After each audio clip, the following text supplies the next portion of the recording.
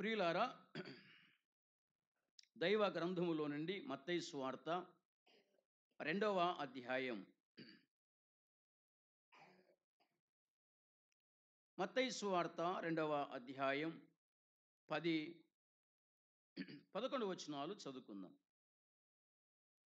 వారు ఆ నక్షత్రమును చూచి అత్యానంద భరితులై ఇంటిలోనికి వచ్చి తల్లి అయిన మరియను ఆ శిశువును చూచి సాగిలపడి ఆయనను పూజించి తమ పెట్టెలు విప్పి బంగారమును సాంబ్రాణిని బోలమును కానుకలుగా ఆయనకు సమర్పించిరి. దేవుడు ఈ లేఖన భాగాలను దీవించినట్లుగా చిన్న ప్రార్థన చేసుకుందాం. పరిశుద్ధుడవైన మా పరలోకపు తండ్రి, మహాగణుడా, మీకు స్తోత్రములు చెల్లిస్తున్నాం. నాయన, నన్ను మమ్ములను ప్రేమించి రక్షించినందుకై స్తోత్రములు చెల్లిస్తున్నాం. దేవా, మీ స్వరక్తం ఇచ్చి సంపాదించిన సంఘాన్ని బట్టి స్తోత్రాలు. సంఘాన్ని దీవించండి. సాయంకాలం మీ సువార్త ప్రకటించబడి ఉండగా కృప చూపి ప్రజలను రక్షించమని ప్రార్థిస్తున్నాం. మీ సన్నిధిలో చేరి పాటల ద్వారా గణపరిచే భాగ్యం మాకు అనుగ్రహించారు. మరికొంత సమయం దేవా మీ మాటలు చదువుకున్నాం. మీరే దీవించండి. ఎవరికి ఏ మాటలు అవసరమో మీరే దాసుని నోట ఉంచి పలికించమని, మీరు మహిమ పొందమని, వినేవారికి మేలు క్షేమం, నమ్మని వారికి రక్షణ అనుగ్రహించమని మా రక్షకుడైన యేసు ప్రభు నామమును స్తుతించి ప్రార్థన చేసి అడిగి వేడుకుంటున్నాము తండ్రి, ఆమేన్. మంచిది ప్రియులారా, ఈ రాత్రి మనం దేవుని వాక్యాన్ని ధ్యానం చేద్దాం. దైవ గ్రంథములో నుండి మత్తయి సువార్త 2వ అధ్యాయం 10, 11 వచనాలు మనము చదువుకున్నాం. ఈ లేఖనాలు ఇక్కడ కూర్చున్న మనందరికీ బాగా తెలుసు. యేసు ప్రభువు పుట్టిన సందర్భములో, ఆయన పుట్టిన తర్వాత మొట్టమొదట గొర్రెల కాపరులు దర్శించారు. ఆ తర్వాత కొంతకాలానికి తూర్పు దేశపు జ్ఞానులు నక్షత్రాన్ని ఆధారం చేసుకొని వారు యెరూషలేముకు వచ్చారు. ఎట్లా తిప్పలు పడ్డారు? ప్రభు అయిన యేసుక్రీస్తును కనుక్కున్నారు. ఆయన ఏ ఇంటిలో ఉన్నాడో అక్కడికి వచ్చారు ఆనందించారు, సాగిలపడ్డారు, కానుకలు సమర్పించారు. ఈ వాక్య భాగంలో నుండి ఈ రాత్రి ఒక 3 మాటలు నేను జ్ఞాపకం చేయాలని ఆశిస్తున్నా. ఏమిటంటే, జ్ఞానులకు దొరికిన భాగ్యం అని మనం పెట్టుకోవచ్చు ఒక పేరు. ఒకటి, వారు ఆనందించారు. 2, వారు ఆరాధించారు. 3, వారు అర్పించారు. ఈ 3 మాటలు మనం ఆలోచన చేద్దాం. మన కొరకు ఈ రాత్రి, మన జీవితాల క్షేమం కొరకు దేవుని వాక్యాన్ని శ్రద్ధగా ఆలోచన చేద్దాం. మత్తయి సువార్త 2వ అధ్యాయం 10వ వచనం చదువుకుందాం.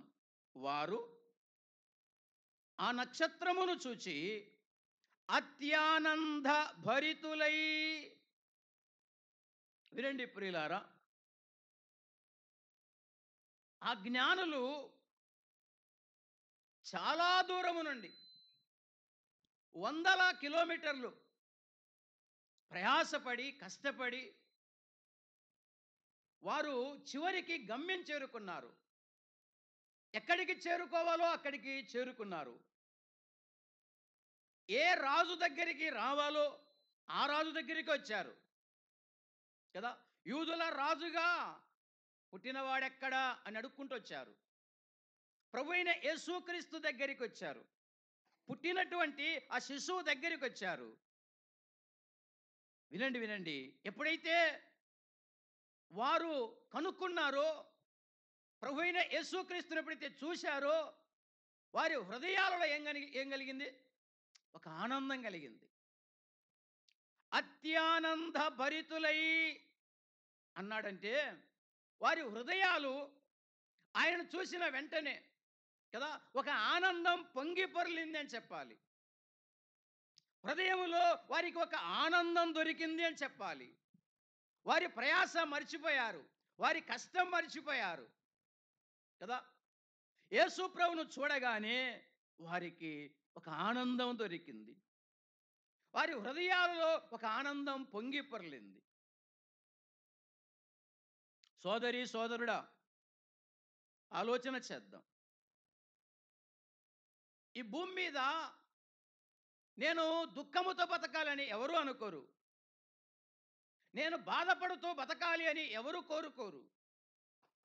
మనిషి ఏం కోరుకుంటాడంటే ఆనందంగా బతకాలి, ఆనందంగా బతకాలి అని కోరుకుంటాడు. అయితే వినండి, ఈ ప్రపంచంలో మనిషికి ఆనందము దొరికేది ఎవరి వల్ల అంటే దేవుని వల్ల అని చెప్పాలి. ఇలా కూడా చెప్పుకుందాం. విశ్వాసి, నువ్వు ఆనందించాలి, నువ్వు ఆనందించాలి. దేవుని వాక్యం అలా చెప్పింది. మీరు ఏడుస్తూ బతకండి, దుఃఖపడుతూ బతకండి అని చెప్పలే కదా. పౌలు ఫిలిప్పీలకు రాస్తే ఏమన్నాడు? ప్రభువునందు ఆనందించండి అన్నాడు. మరలా చెప్పుదును, ఆనందించండి. వినండి, కష్టాలు ఉండవా అంటే ఖచ్చితంగా ఉంటాయి. ఇబ్బందులు రావా అంటే వస్తూ ఉంటాయి. కానీ అయినా విశ్వాసి ఆనందించాలి. విశ్వాసి హృదయంలో ఆనందం పొంగి పొర్లుతూ ఉండాలి అంటే ఏం చేయాలి? దేవుని వాక్యం మనకేం చెబుతుంది? కొన్ని సంగతులు మనం చూద్దాం. మనం ప్రభువులో ఆనందంగా గడపాలి. మన హృదయాలలో ఆనందం పొంగి పొర్లాలి. మన ఆత్మలో మనం ఆనందిస్తూ సాగిపోవాలి అంటే ఏం చేయాలి? కొన్ని సంగతులు నేను జ్ఞాపకం చేస్తాను. రండి. కీర్తనల గ్రంథం 105వ కీర్తన. కీర్తనల గ్రంథం 105వ కీర్తన 3వ చరణం. 3వ చరణం. 105వ కీర్తన 3వ చరణం. ఆయన పరిశుద్ధ నామమును బట్టి అతిశయించుడి. యెహోవాను వెదుకువారు హృదయమందు సంతోషించుదురుగాక అన్నారు. ప్రియులారా వినండి, ఎవరైతే యేసు ప్రభువును వెతుకుతారో కదా, ఆయన్ను వెతుకువారు లేదా యెహోవాను వెతుకువారు లేదా యేసు ప్రభువును వెదికేవారు ఎవరైతే వెతుకుతూ ఉంటారో వారి హృదయాలలో సంతోషం అనేది కలుగుతూ ఉంటుంది అని వాక్యం చెబుతుంది. ఏందన్నా మనం వెదికేదేముంది? ఇంక నమ్ముకున్నాం కదా మనం. ఆ? అప్పుడు తెలియక ఉంటిమి, ఇప్పుడు తెలుసుకొనే కదా, నమ్ముకొనే కదా ఉన్నాము అంటావా? నిజమే. యేసు ప్రభువును నమ్మిన తర్వాత కూడా మనము వెతకవలసింది చాలా ఉంది. ఆయన ఎలాంటి దేవుడో వెతకాలి ఇంకా మనం. ఆయన ఔన్నత్యాన్ని, ఆయన గొప్పతనాన్ని, ఆయన పరిశుద్ధతను, ఆయన ప్రేమను మనం వెతకాలి ఇంకా. ఆ? మనకు తెలిసింది నమ్ముకున్నాం నిజమే, కానీ ఆయన గురించి మనకు తెలిసింది చాలా కొంత. ఆయన గొప్పతనం ఇంకా మనకు సరిగ్గా తెలియదు, తెలుసుకోవాలి. ఆయన ఔన్నత్యం, ఆయన ప్రేమ మనం తెలుసుకుంటుంటే, ప్రతి దినం తెలుసుకుంటుంటే ఇంకా ఉంటుంది. కాబట్టి ఏం చేయాలి? మనం వెదకాలి. మనం వెదకాలి ఆయన గురించి. వెతకాలి అంటే లేఖనములో మనకు దొరుకుతాడు ఆయన కదా. లేఖనాలు మనం పరిశోధిస్తూ ఉండాలి. రోజు రోజు మనము ఆయన గురించి తెలుసుకుంటూ ఉండాలి. ఆలోచన చేద్దాం. మత్తయి సువార్త 7:7లో వెతకండి మీకు దొరుకును అన్నాడు. ప్రియమైన సోదరి సోదరులారా, ఆలోచన చేద్దాం. మనము దేవుని గురించి వెదికే వారంగా ఉండాలి. నేటి విశ్వాసులు ఎట్లున్నారు అంటే, నేటి విశ్వాసులు ఇక నమ్ముకున్నాం కదా, బాప్తీసం తీసుకున్నాం అయిపోయింది అనుకుంటున్నారు. దేవుని మీద మనస్సు, ఆయన గురించి ఇంకా నేను తెలుసుకోవాలి అన్న ఆలోచన చాలా మందికి ఉండదు. యేసు ప్రభు మనకు ఒక చక్కని మాట చెప్పాడు. మత్తయి సువార్త 6వ అధ్యాయం 33లో ఆయన ఏం చెప్పాడంటే, ఏం చెప్పాడు ఒకసారి చదువుకుందాం ఆ మాట. మత్తయి సువార్త 6వ అధ్యాయం, కాబట్టి మీరు ఆయన రాజ్యమును ఆ నీతిని మొదట వెదకుడి, అప్పుడవన్నీయు మీకు అనుగ్రహింపబడును అన్నాడు. నేను ఇలా జ్ఞాపకం చేస్తున్నా మీకు అర్థం కానీకే. దేవుణ్ణి వెదకమంటే, ఆయన రాజ్యాన్ని వెదకమంటే, ఆయన నీతిని వెదకమంటే ఏం వెతుకుతున్నారు శిష్యులు?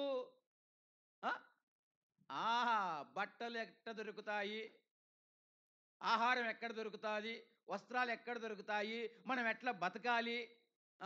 వాళ్ళు మచ్చుకు చెప్తా ఉంటారు, సంఘానికి రావాలా, సహవాసానికి రావాలా, ఆగిపోవద్దు అంటుంటారు. మనం ఎట్లా బతకాలి?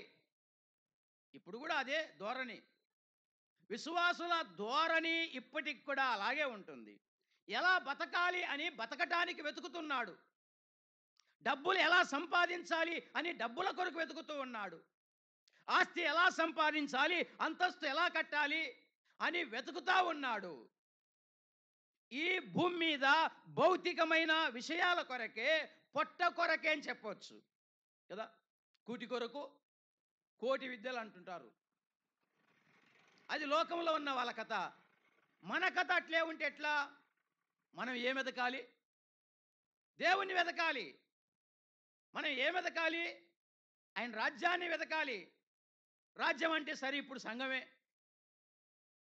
విశ్వాసి దేవుని గురించి ప్రతిదినం తెలుసుకుంటూ ఆత్మీయంగా ఎదగటానికి ప్రయత్నం చేయాలి. విశ్వాసి ప్రతి దినం లేదా ప్రతి కూడికలో సంఘముతో కలుసుకోవాలి, సహవాసం వెతకాలి, సంఘాన్ని వెతకాలి. అంటే సంఘానికి రావాలి అని అర్థం. ఆయన కొరకు ఈ భూమి మీద ఎలా బతకాలో, నీతిగా ఎలా బతకాలో, న్యాయంగా ఎలా బతకాలో, ప్రేమగా ఎలా బతకాలో, ఆయనకు మహిమ కలిగేటట్లు ఎలా బతకాలో అది వెతికి సంపాదించుకుంటే మంచిది. కానీ కూడికలు ప్రక్కన పెట్టి, ఆరాధన పక్కన పెట్టి, వాక్యం ప్రక్కన పెట్టి, అసలు సహవాసాన్ని సరిగ్గా రాకుండగా సంపాదించుకోవాలా అలా అని డబ్బును వెతుక్కుంటూ వెళ్ళిపోతే అది ఏమాత్రము సరికాదు. నేను ఇలాగంటున్నా, అటువంటి వారికి హృదయముల ఆనందం ఉండదు. ఖచ్చితం.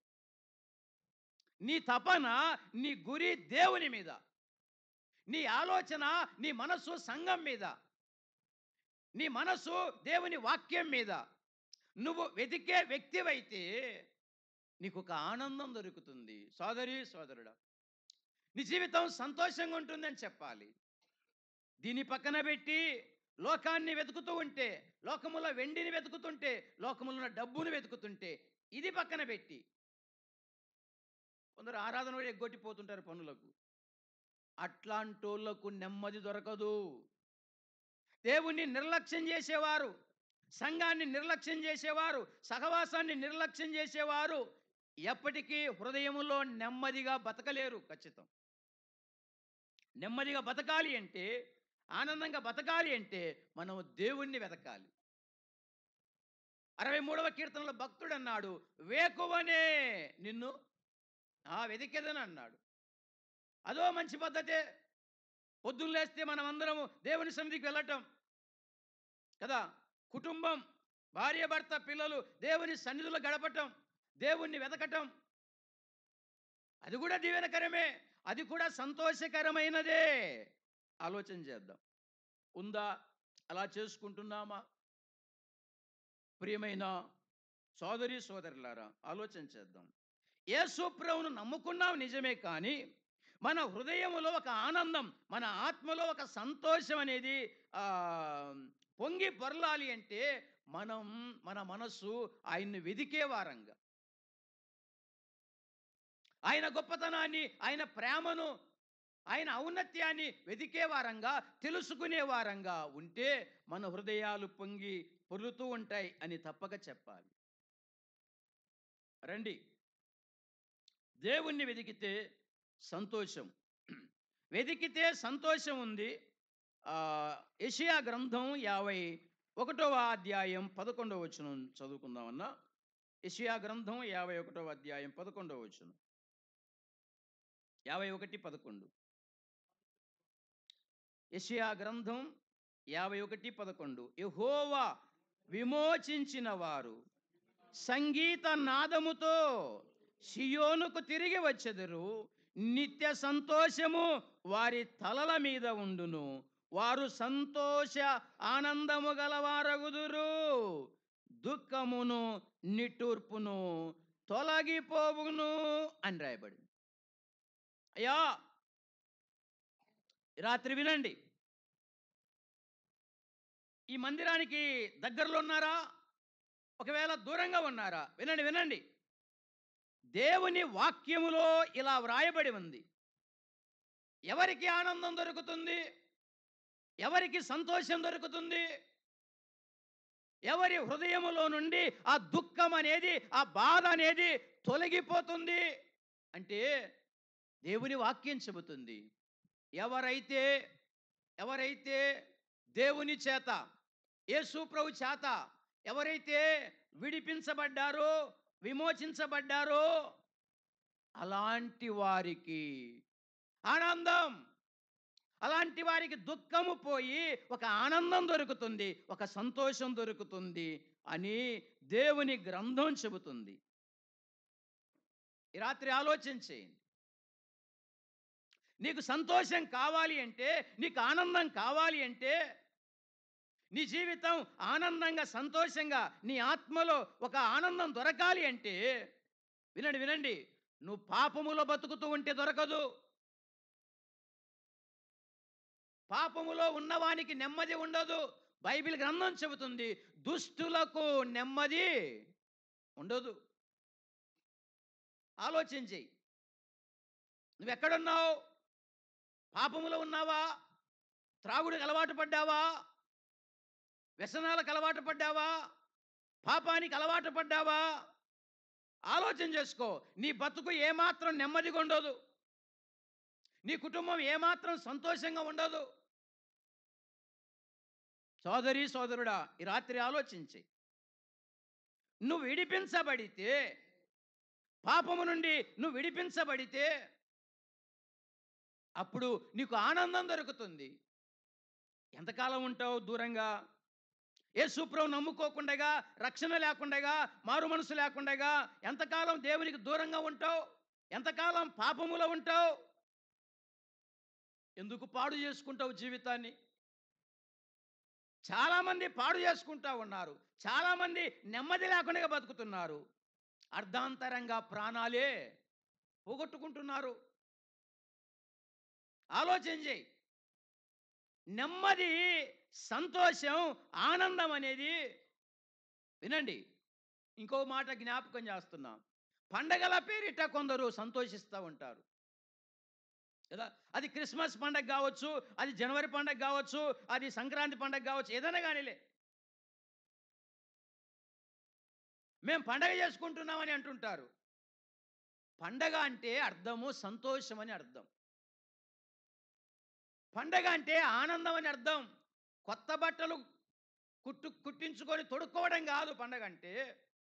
పండగ అంటే మంచి మంచి వంటలు కదా.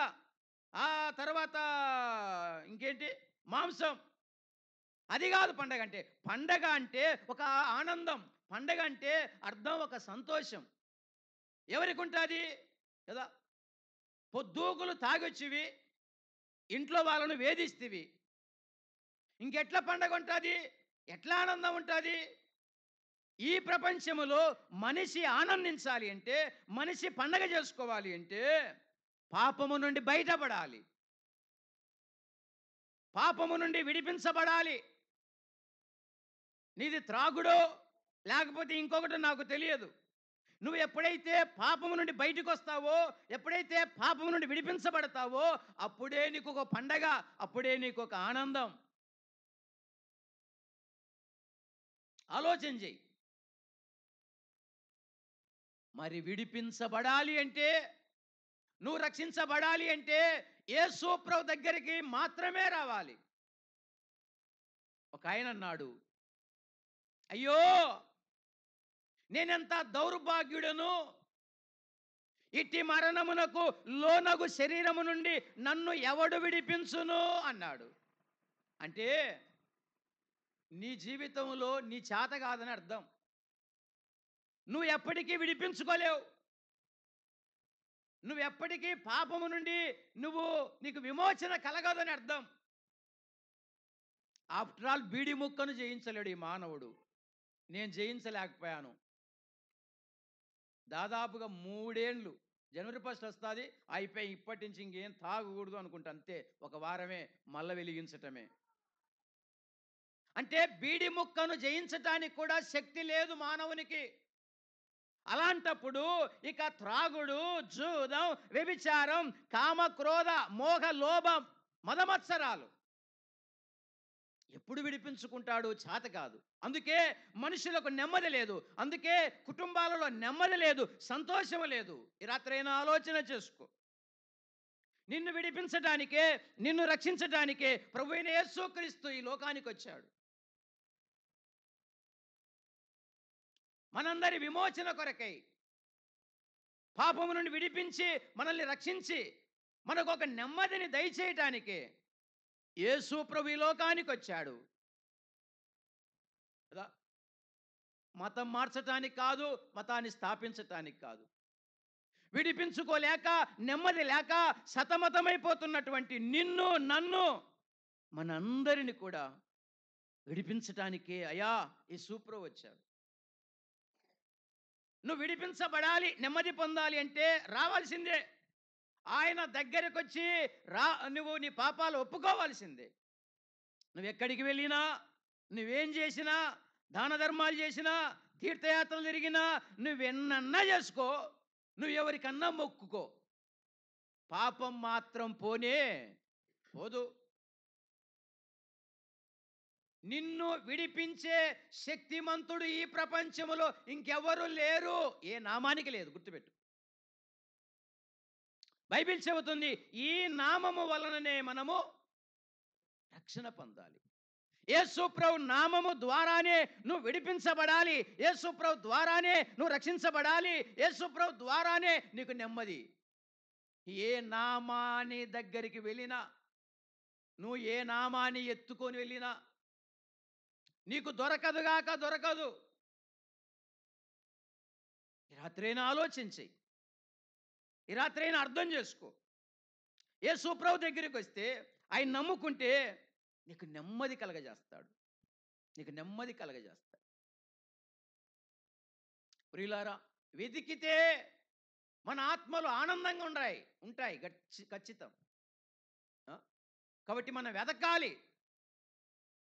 ఎవరికి ఉంటుంది ఆనందం అంటే విడిపించబడిన వారికి ఉంటుంది. ఇంకొక మాట చూద్దాం. పేతురు రాసిన మొదటి పత్రిక 1వ అధ్యాయం 8-9 వచనాలు. మీరు ఆయనను చూడకపోయినను ఆయనను ప్రేమించుచున్నారు. ఇప్పుడు ఆయనను కన్నులారా చూడకయే విశ్వసించుచు మీ విశ్వాసమునకు ఫలమును అనగా ఆత్మరక్షణను పొందుచు చెప్పనశక్యమును మహిమాయుక్తమునైన సంతోషము గలవారై ఆనందించుచున్నారు అన్నాడు. వినండి ప్రియులారా, ఆనందించాలి అంటే, సంతోషించాలి అంటే వెదకాలి, ఆ, విడిపించబడాలి, మూడవది విశ్వసించాలి. ఇలా జ్ఞాపకం చేయాలనుకుంటున్నా. నువ్వెంత వెతుకుతావో అంతగా నీకు ఆనందం దొరుకుతుంది. ఈ ప్రపంచంలో ఏ మనిషి అయితే పాపము నుండి విడిపించబడతాడో ఆ మనిషికి ఆనందం దొరుకుతుంది. ఇంకొక మాట ఇలా జ్ఞాపకం చేస్తున్నా, విశ్వాసం అనేది నీకు ఒక ఆనందాన్ని కలగజేస్తుంది. నమ్మకం లేదంటే నమ్ముకున్నావు నిజమే. మూన్నాళ్ళకు జరిగిపోయే విశ్వాసులు ఉన్నారు, వారిలో విశ్వాసం లేకుండా. విశ్వాసం అనేది నీలో వృద్ధి చెందుతూ ఉంటే, విశ్వాసం అనేది నీలో పెరుగుతూ ఉంటే గుర్తుపెట్టుకో, ఆ విశ్వాసానికి ఒక ఫలితం ఉంది. మొదట మనం ఆత్మరక్షణ పొందాం, అది నిజమే. కానీ విశ్వాసం అనేది నిన్ను ఆనందదాయకంగా నడిపిస్తుంది. సోదరి సోదరుడా, కాబట్టి మనము విశ్వాసములో పెరగాలి, విశ్వాసాన్ని అభివృద్ధి చేసుకోవాలి. ఆలోచన చేద్దాం. నేను ఇలా జ్ఞాపకం చేస్తున్నా, నీ ఎదుట నీ ఎదుట ప్రభు ఉన్నాడు, నీ ఎదుట ప్రభు ఉన్నాడు. ఏం చేయాలి? ఆయన్ను నువ్వు విశ్వసిస్తూ ఉండాలి కదా. ఆయన మీద నమ్మకాన్ని కోల్పోకుండా ఉండాలి. విశ్వాసం పోగొట్టుకున్న వాళ్ళు ఉన్నారు. మా ఊళ్ళో చాలా మంది నమ్ముకున్నారు, ఓ 2 ఏళ్ళు 3 ఏళ్ళు వచ్చారు, అయిపోయింది, ఇంక వదిలిపెట్టేసినారు. అంటే విశ్వాసం పోగొట్టుకున్నారు. మరి రక్షించబడ్డారో లేదో మనకి తెలియదు, అంతరంగం మనకేం పూర్తిగా తెలియదు కదా. రక్షించబడితే మళ్ళీ వచ్చాడులే. విశ్వాసం పోగొట్టుకునే వాళ్ళు ఉన్నారు, విశ్వాసంలో తరిగిపోయే వాళ్ళు ఉన్నారు. మరికొందరు విశ్వాసులు ఎట్లుంటారంటే, ప్రభు మీద విశ్వాసం ఉంచమంటే నిమ్మకాయల మీద విశ్వాసం ఉంచుతూ ఉన్నారు. ఆలోచన చేయండి. మన ఎదుట ప్రభు ఉన్నాడు, మనం ప్రభువును నమ్ముతూ ఉండాలి. ఏం జరిగినా ఇంకా ఆయన మాకు దిక్కు అనుకుంటూ ఉండాలి. అది చేయకపోతే ఎట్లా, ఇది చేయకపోతే ఎట్లా అంటే, మీకు అనుభవాలు ఉండే లేదు కానీ కొందరు ఏమంటుంటారంటే, ఎంత యేసుప్రభువుని నమ్ముకుంటే ఏముందన్నా, పసిబిడ్డకు అరికాల్లో మసిబట్టే పెట్టకపోతేవి, చెంపకు మసిబట్టే పెట్టకపోతే అంటుంటారు కొందరు బంధువులు. వినండి, మనం దేవుని మీద విశ్వాసం ఉంచాలి, అంతే తప్ప ఈ ఆచారాల మీద కదా, నిమ్మకాయల మీద, ఈ మసిబొట్ల మీద, వీటి మీద నమ్మకం ఉంచితే నేను ఏమంటున్నా అంటే ఆనందాన్ని కోల్పోతావు అంటున్నా. ప్రార్థనకేం వచ్చావు, ఆరాధనకేం వచ్చావు, కానీ చేసేదన్నీ ఆచారాలు చేసావనుకో, అంటే వాటిని నమ్ముతూ ఉన్నట్లయితే ఆనందాన్ని కోల్పోతావు. ఆచారం నీ ఆనందాన్ని పాడు చేస్తుంది అని నేను జ్ఞాపకం చేయాలనుకుంటున్నా. ప్రియులారా వినండి, మన సేవకులు ఏమంటారంటే ఆయన మీద గురి ఉంచు, నువ్వు ఆయన మీద విశ్వాసం ఉంచు అంటుంటారు. మన బంధువులు ఏమంటారంటే ఆ మసిబొట్టు పెట్టు కదా, అది పెట్టు, ఇది పెట్టు కదా, ఇవి చూడకూడదు, అది చూడకూడదా అని రకరకాల ఆచారాలు చేయమని చెప్తుంటారు. కాబట్టి ఆచారాన్ని నమ్ముకుంటే ఆనందాన్ని కోల్పోతాం. ఆచారం ఆనందాన్ని పాడు చేస్తుంది. విశ్వాసం, ప్రభు మీద విశ్వాసం మనకు ఆనందాన్ని కలగజేస్తుంది. ఆనందాన్ని పాడు చేస్తుంది పాపం, ఆచారం, లోకం మన ఆనందాన్ని పాడు చేస్తుంది. దావీదు కదా ఏమన్నాడు, 51వ కీర్తనలో 12లో ఏమన్నాడు, చదువుతారా మాట? 51వ కీర్తన 12లో ఏమన్నాడంటే 51వ కీర్తన 12, నీ రక్షణ ఆనందం నాకు మరలా దయచేయి అన్నాడు. 4వ వచనంలో దేవా నేను నీకు విరోధంగా పాపం చేశాను అన్నాడు.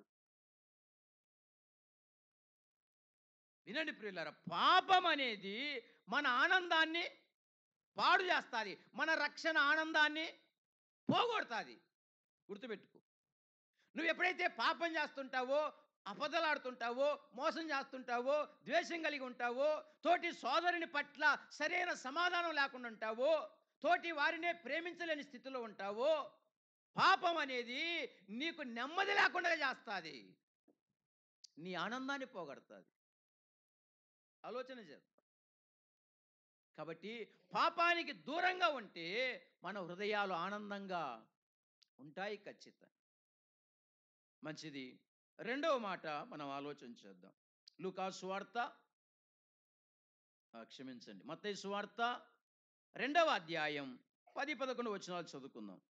వారు ఆ నక్షత్రమును చూచి అతి ఆనంద భరితులై ఇంటిలోనికి వచ్చి తల్లి అయిన మరియను ఆ శిశువును చూచి సాగిలపడి ఆయనను పూజించి అనే మాట కనబడుతుంది. వినండి వినండి ప్రియులారా. రెండవది జ్ఞానులకు దొరికిన భాగ్యం ఏమిటంటే ఆయన్ను ఆరాధించే భాగ్యం దొరికింది. ఆయన్ను చూసి ఆనందించే భాగ్యం దొరికింది. రెండవది ఆయనను ఆరాధించే భాగ్యం దొరికింది. నిజమే, దేవుణ్ణి ఆరాధించాలంటే అది ఒక భాగ్యం. అందరికీ దొరికేది కాదు. అందరికీ దొరికేది కాదు. అది ఎలా దొరుకుతుందో వాక్యం చెబుతుంది. వినండి ప్రియులారా, ప్రభువైన యేసుక్రీస్తును ఆరాధించటం అనేది ఒక భాగ్యం. దేవుని గ్రంథములో నుండి కొన్ని మాటలు చూద్దాం. కీర్తనల గ్రంథం 95వ కీర్తన 7వ చరణంలో ఇలా వ్రాయబడింది. 95వ కీర్తన 7వ చరణం. రండి నమస్కారం చేసి సాగిలపడుదుము, మనలను సృజించిన యెహోవా సన్నిధిని మోకరించుదము. ప్రియులారా, రండి సాగిలపడి ఆరాధన చేద్దాం అంటాడు ఇంకొక బైబిల్లో. దేవుణ్ణి ఆరాధించటానికి ఒక పిలుపు మనకు వినబడుతుంది లేదా కనబడుతుంది. విశ్వాసులు దేవుని సన్నిధికి రావాలి, కూడికలకు రావాలి, ఆరాధనకు రావాలి. ఏం చేయాలి? సాగిలపడి మన ప్రభువైన యేసుక్రీస్తుల వారిని మనం ఆరాధన చేయాలి. నీకు నాకు భాగ్యం ఇచ్చాడు. ఒకప్పుడు లేదు ఈ భాగ్యం. విశ్వసించుట వల్ల, మనం రక్షించబడుట వల్ల ప్రభువును ఆరాధించే భాగ్యం, ఆయన ఎదుట సాగిలపడే భాగ్యం ఇచ్చాడు. ఇంత భాగ్యం ఇచ్చి నువ్వు ఆరాధన అనుకుంటే ఎట్టక్క కదా. పల్లెటూరులో ఎక్కువ కూలి పడుతుందని ఆరాధన ఎగ్గట్టు విశ్వాసులు కూడా ఉంటారు. ఇంకా మధ్యలో చెప్పనీక లేదు, కుడికిలేక సరిగ్గా రారు. రండి మనము సాగిలపడి నమస్కారం చేద్దాం. మనకు దొరికిన భాగ్యం ఏమిటంటే దేవుని సన్నిధికి వెళ్ళి సాగిలపడి ఆయన ఆరాధించటం లేదా నమస్కరించటం లేదా పూజించటం భాగ్యం. ఎందుకు అంటే కొన్ని కారణాలు. 95వ కీర్తన 6వ చరణం. ఆయన మన దేవుడు. ఇలా అనుకుందాం, ఆయన దేవుడు. ఆయన యేసు ప్రభు ఎవరు? దేవుడు. ఆయన ఆలోచన చేయండి. అంత దూరం నుంచి ఎవరు? జ్ఞానులు అంత దూరం నుంచి చేరొచ్చారు.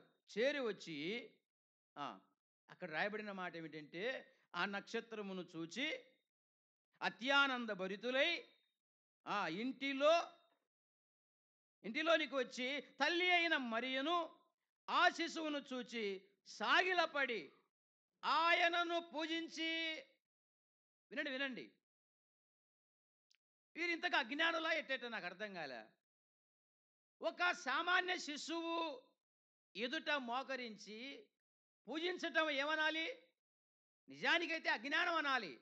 కానీ వారు అజ్ఞానులు కాదు, వారు జ్ఞానులే. ఎందుకంటే ఈ శిశువు సమానుడు కాదు, ఈయన దేవుడు, ఈయన నిజమైన దేవుడు, ఈయన మన దేవుడు అని గుర్తించారు వాళ్ళు.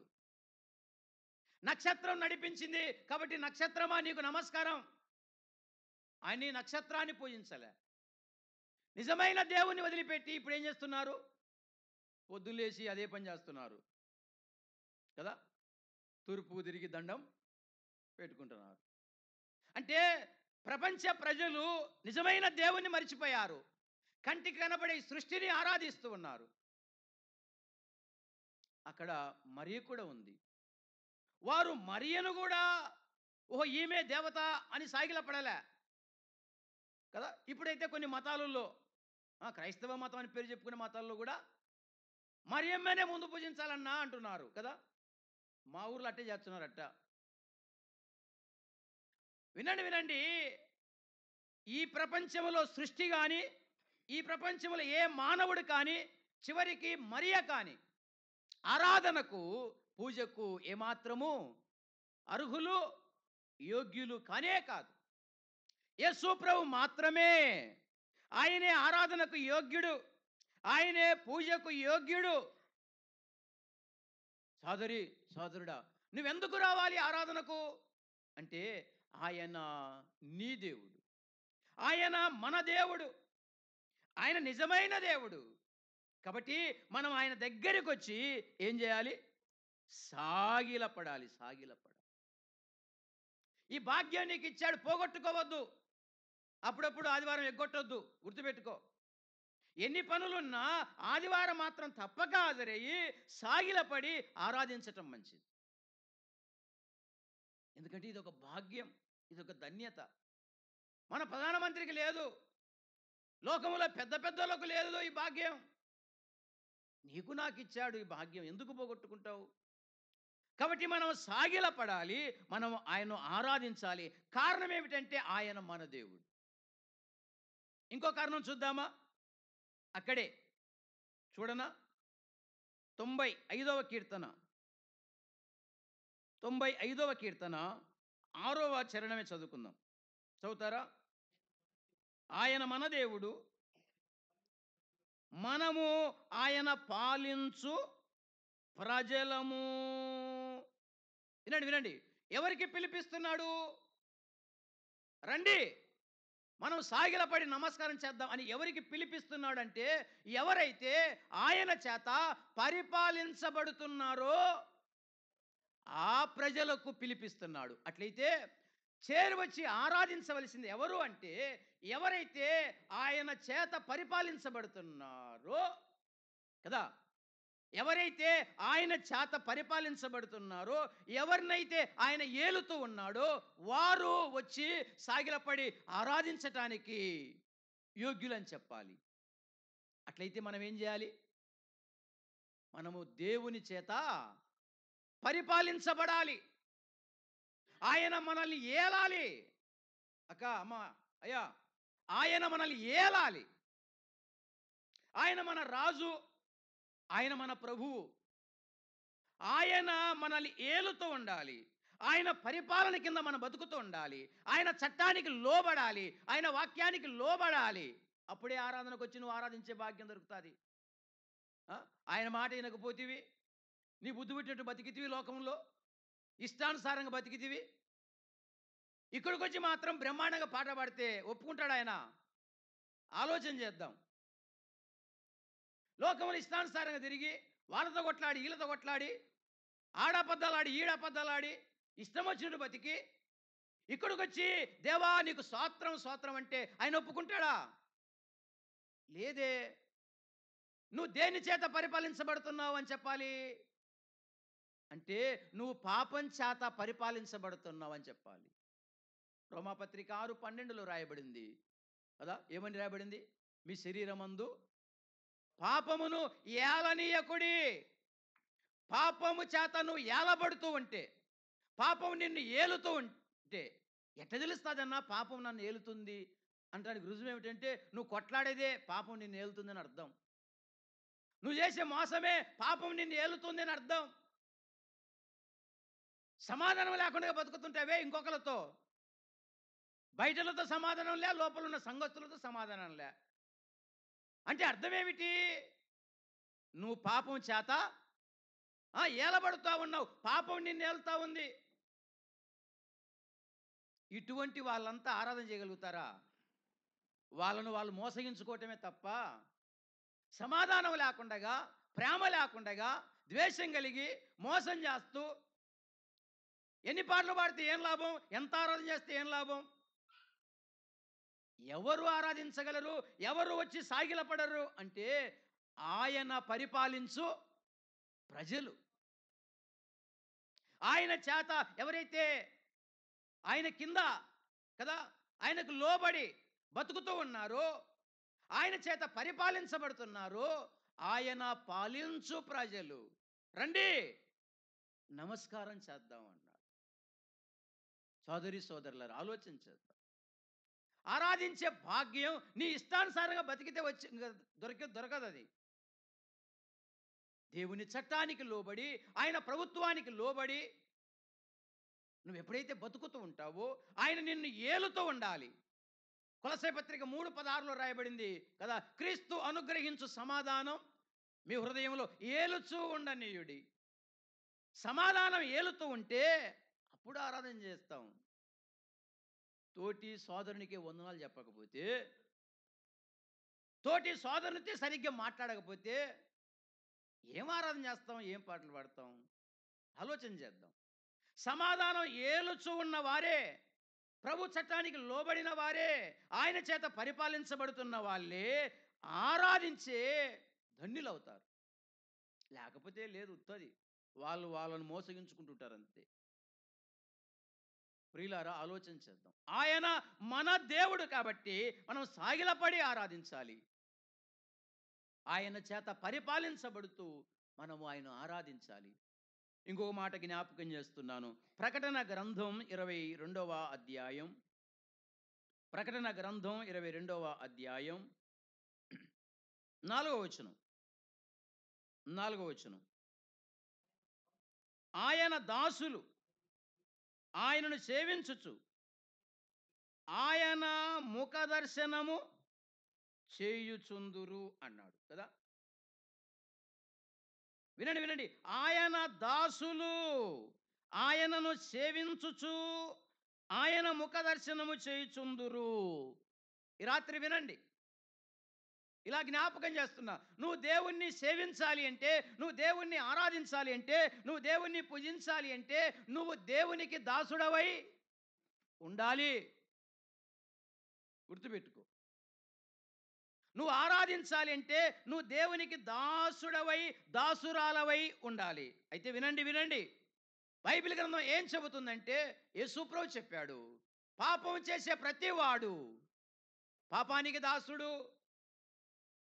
దేవుని వాక్యాన్ని అర్థం చేసుకుందాం. పాపం చేసే ఏ వ్యక్తి అయినా పరమాత్ముని ఆరాధించలేడు. పాపానికి లోబడిన ఏ వ్యక్తి అయినా, త్రాగుడుకు లోబడిన ఏ వ్యక్తి అయినా, వ్యభిచారానికి లోబడిన ఏ వ్యక్తి అయినా, మోసం చేసే ఏ వ్యక్తి అయినా, బూతులు మాట్లాడే ఏ వ్యక్తి అయినా దేనికి దాసుడు? పాపానికి దాసుడు. అర్థం చేసుకుందాం. పాపం చేస్తూ ఎలా ఆరాధన చేస్తావు? పాపం చేస్తూ ఎలా పూజలు చేస్తావు?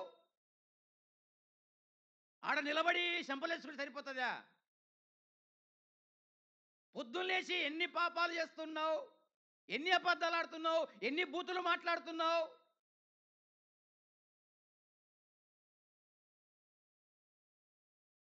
చంపడానికి వెళ్తా ఉన్నారు. చంపడానికి వెళ్తూ టెంకాయ తీసుకుని పోయారు.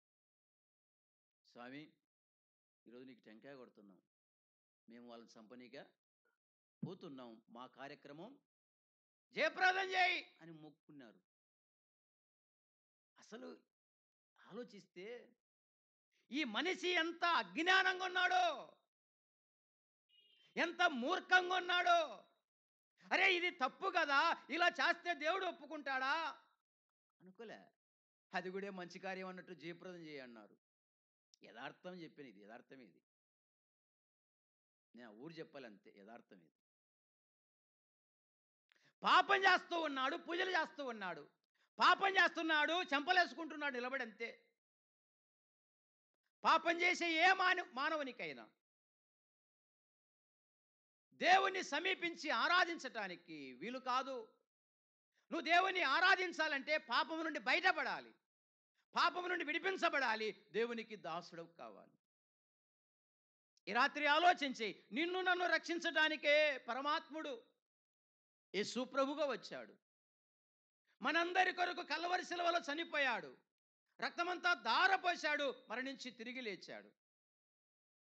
యేసు ప్రభు దగ్గరికి వచ్చిన ప్రతి మనిషిని ఆయన విడిపిస్తూ ఉన్నాడు, ఆయన రక్షిస్తూ ఉన్నాడు, పాపాన్ని తొలగించి పరిశుద్ధులుగా చేస్తూ ఉన్నాడు. యేసు ప్రభు నమ్ముకుంటే ఆరాధించే భాగ్యం నీకు దొరుకుతుంది. సోదరి సోదరులారా, ఈ రాత్రి ఆలోచించేయండి.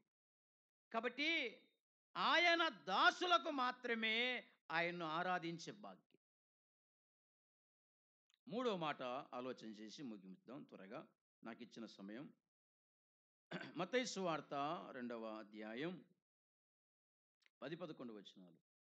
వారు ఆ నక్షత్రమును చూచి అత్యానంద భరితులై ఇంటిలోనికి వచ్చి తల్లి అయిన మరియను ఆ శిశువును చూచి సాగిలపడి ఆయనను పూజించి తమ పెట్టెలు విప్పి బంగారమును సాంబ్రాణిని బోలమును కానుకలుగా ఆయనకు సమర్పించిరి. ఒకటి, వారికి దొరికిన భాగ్యం ఆనందం.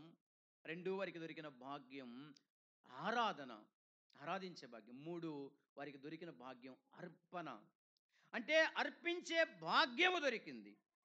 ప్రియమైన సోదరి సోదరులారా వినండి, విశ్వాసులమైన మనం ఆలోచన చేద్దాం. దేవునికి సమర్పించుకోవటం ఒక భాగ్యమే, దేవునికి సమర్పించుకోవటం ఒక ధన్యత, అదొక భాగ్యం. దేవుని గ్రంథములో మనము కొన్ని మాటలే చూసి నేను ముగిస్తున్నాను. మనము దేవునికి సమర్పించాలి అనేది వాక్యము నిర్దేశిస్తోంది.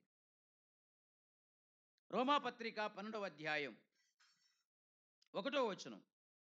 రోమిలకు రాసిన పత్రిక 12వ అధ్యాయం 1వ వచనం. కాబట్టి సహోదరులారా, పరిశుద్ధమును దేవునికి అనుకూలమునైన సజీవ యాగముగా మీ శరీరములను ఆయనకు సమర్పించుకొనుడని దేవుని వాత్సల్యమును బట్టి మిమ్మును బతిమాలుకొనుచున్నాను.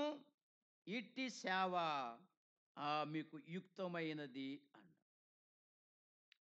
ఒక విశ్వాసి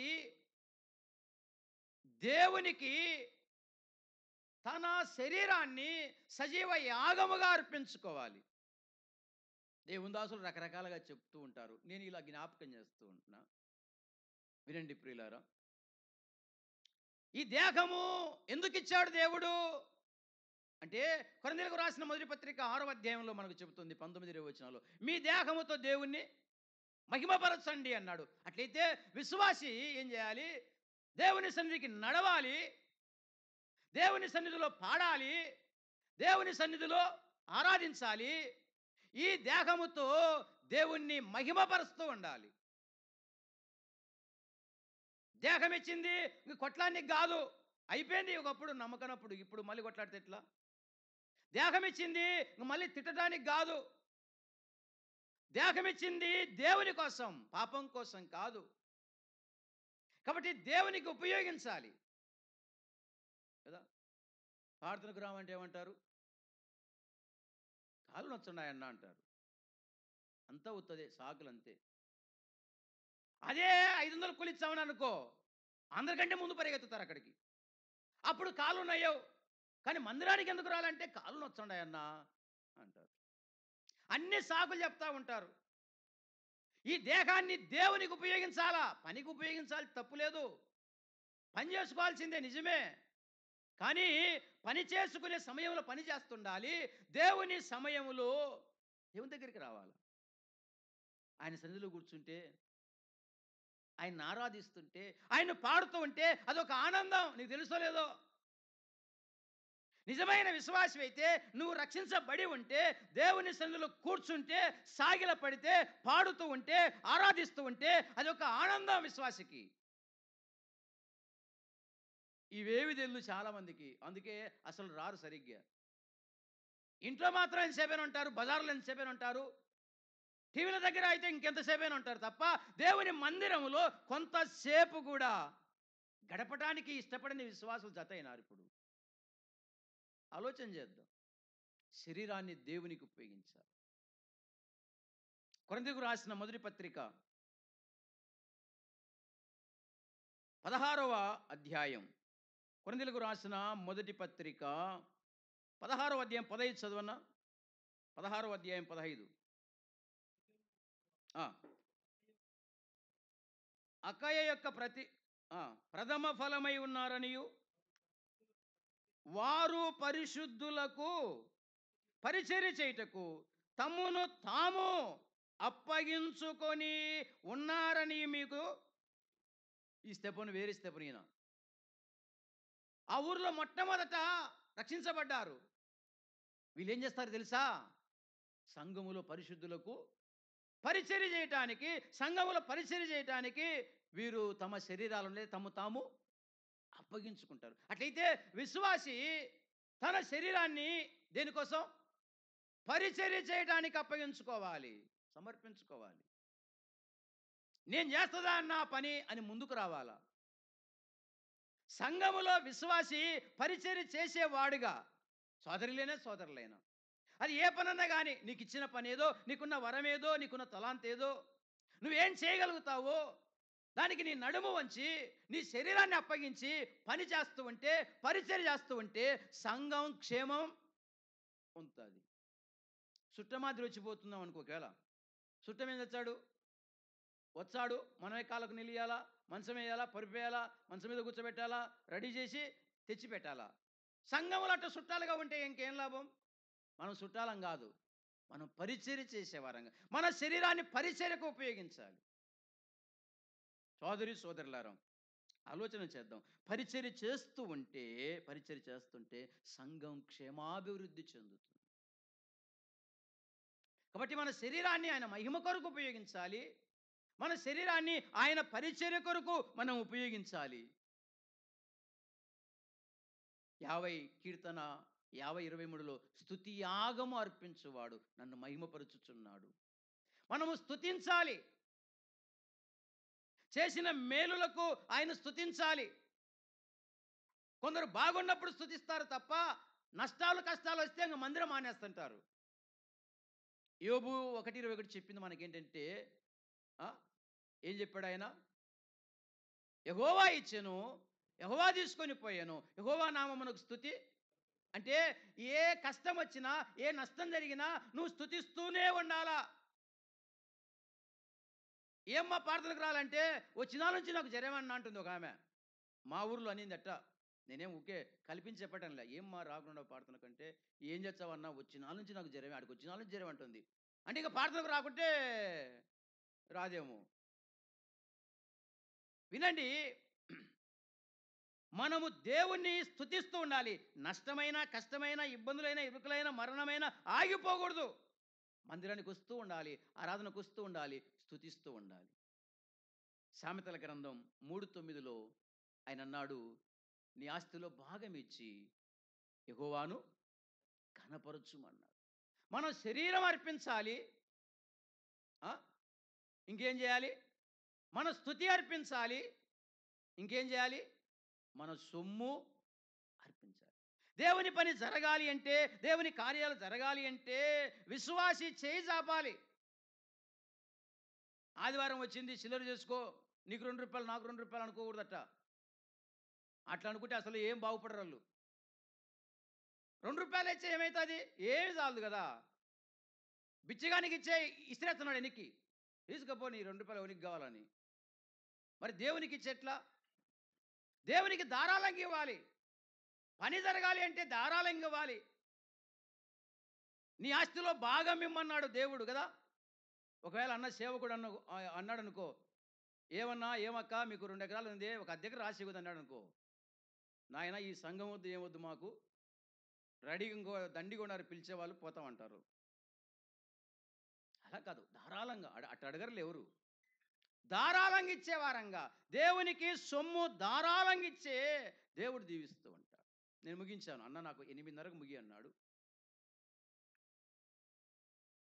8:30 అయింది. కాబట్టి ప్రియులారా, ఈ రాత్రి ఆలోచన చేద్దాం. జ్ఞానులకు దొరికిన భాగ్యం. ఒకటి ఆనందం, 2 ఆరాధన, 3 అర్పణ. మనం కూడా ఆయన్ని వెదికి ఆనందిద్దాం. ఈ రాత్రి ఇంకా ఎవరికైనా నెమ్మది, సంతోషం లేకపోతే రండి. యేసు ప్రభువుని నమ్ముకొని మీరు కూడా ఆనందం పొందాలని ప్రేమతో ఆహ్వానిస్తున్నాం. నమ్మిన మనకు దేవుడు ఆరాధించే భాగ్యం ఇచ్చాడు. పోగొట్టుకోకుండా ఏ ఆరాధన కూడా అన్ని పక్కన పెట్టి వచ్చి సాగిలపడి ఆరాధన చేద్దాం. మన సొమ్ము కూడా దేవునికి, మన శరీరాన్ని, మన సొమ్మునిచ్చి ప్రభువును మహింపరుద్దాం. దేవుడు ఈ మాటలు దీవించునుగాక. ఆమేన్. ప్రేమగల తండ్రి, స్తోత్రాలు. ఈ మాటలు ఫలింపచేయమని, ఈ దాసుని బలపరిచి ఉపయోగించమని మా రక్షకుడైన యేసు ప్రభు నామమున స్తుతించి ప్రార్థన చేసి అడిగి వేడుకుంటున్నాం తండ్రి.